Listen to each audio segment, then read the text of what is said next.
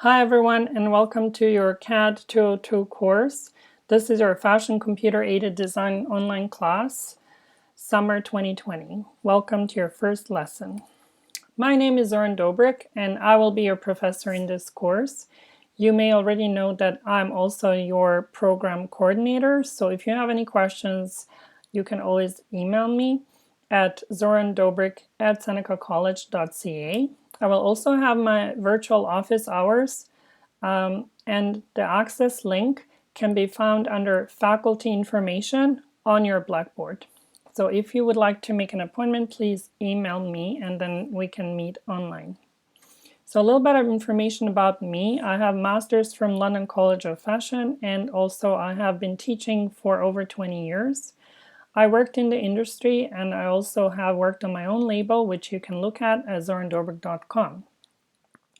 I would like to get to know you better, and hopefully I'm going to meet you in person once we're back at the college.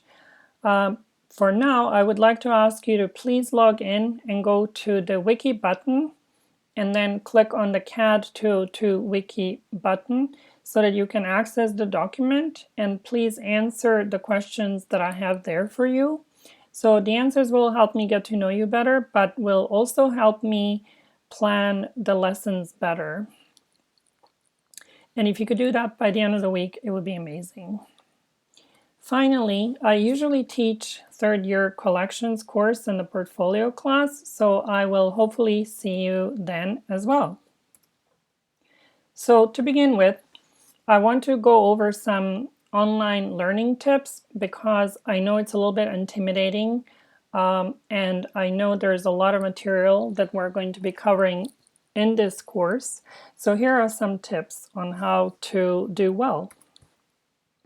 So first of all, please make sure that you attend our online live tutorials, which will be held at the beginning of each class using Blackboard Collaborate. So you just have to click on the virtual class button that you can see listed in the course menu. I'm going to ask you to please work during the class time. I'm also going to be taking attendance. If you have any questions, please click on the raise hand button so that we can switch screens and I can see your work and help you answer your questions. I'm also going to ask you to please take notes because it'll help you later on in your second year and your third year. You'll be able to refer back to them. We are going to have a textbook, Adobe for Fashion by Robin Schneider. I have indicated page numbers in the weekly outlines so you can refer to it. If you don't have the textbook, you can always refer to the YouTube tutorials that I will post for you so that you can see the lessons and follow the instructions from the videos as well. Very importantly, please make sure you practice. I will have the pre-recorded videos on YouTube so you can practice before or after the class if you need a refresher. I'm going to also ask you to please make sure to finish each assignment during the class or after the class, but do not leave it for the next day because you might fall behind. So we're meeting twice a week, and then after each lesson, please invest some time in order to finish your project for each day, so that this way you're not going to fall behind. I will also have some announcements for you, so keep checking under the announcements bar. When you download Illustrator, or if you open it in My Apps, you're going to use either 2018 or 2019 version. So if you are using 2018 version, for example, then just continue using the same version, especially if you start, for example, drawing a skirt using 2018 version, then you should use the same version to complete that particular assignment. Please make sure that you save your file in multiple places. So you can use OneDrive, you can use Google Drive, you can save it on your USB, you can also email it to yourself. So backing up your files will help in case if your USB breaks or anything else goes wrong. If you do not have a backup of your file, then you have to redo the whole assignment. You should also check under course documents for weekly outline, handouts, assignments, links, etc. Finally, I will record each live session on the Blackboard, and you will be able to find it under the Blackboard Collaborate menu under the virtual class, and then you just click on the button that says recordings. It's going to show you the recordings from each live session. So before we begin, I just want to give you an overview of what we're going to be doing and where in the fashion industry Adobe software is used. So first of all, almost all jobs require Adobe software proficiency. So I'd say 90% of the jobs are going to ask you to be able to create technical drawings in Illustrator, etc. So it's a very important program for your employability. So therefore, you should really get very good at it. You will practice getting the proportion right and details right, as well as using the tools and getting better at drawing. Speed is very important as well, so you should try to learn and memorize shortcuts. Most job interviews nowadays will actually give you a test, so from this reason you really should practice in order to get faster and better at using Illustrator. So for example, at a job interview, they might give you a shirt and ask you to draw it using Adobe Illustrator. Whoever is the fastest and whoever gets the detail and the proportion the best will get the job. So again, practice, practice, practice in order to get better. You should also save all of your work and try to do the best you can on each project. This way, you will have enough good work to include in your portfolio. Portfolio is essential for you to be able to get a job because portfolio documents all of your skills and shows the employer that you are able to use Illustrator proficiently. So let's have a look at some actual examples. So we're going to begin with technical drawings. So they have to be proportional, accurate, and detailed.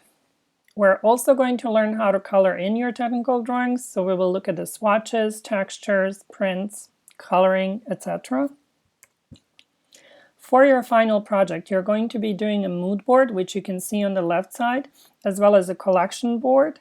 So the mood board is going to consist of images that are scanned or downloaded.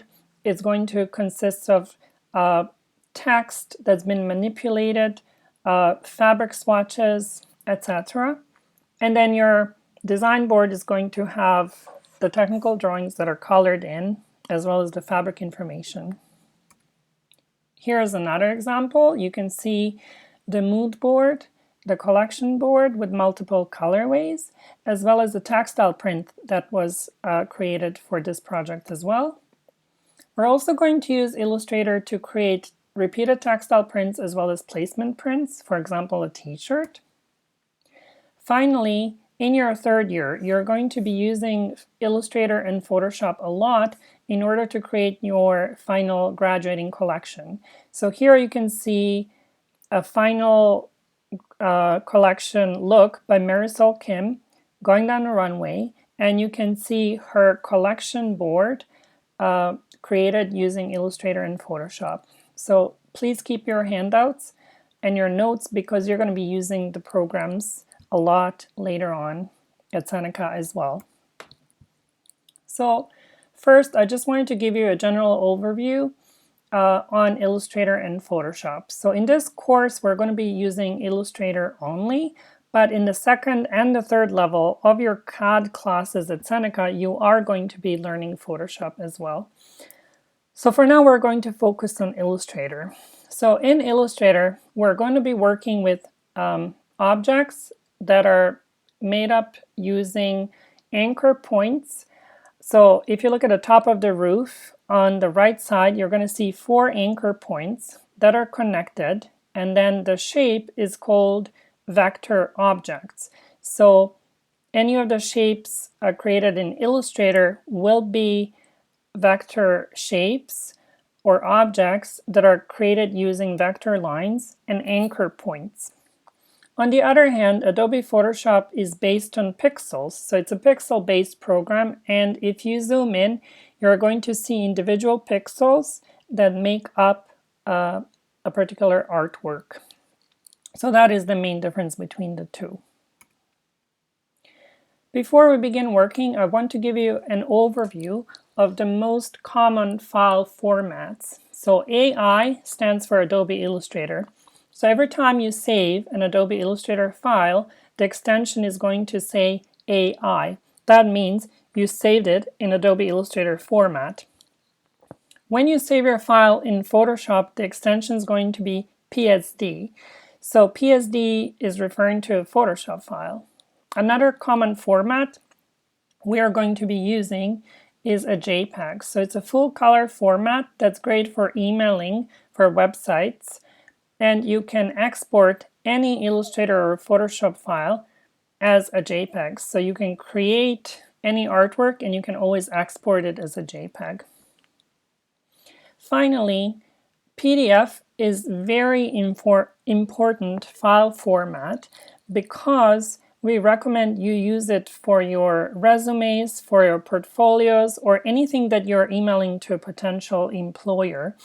This format is important because anyone can open it, because even if you don't have Photoshop or Illustrator, any computer can still open a PDF format using Adobe Acrobat or Adobe Reader.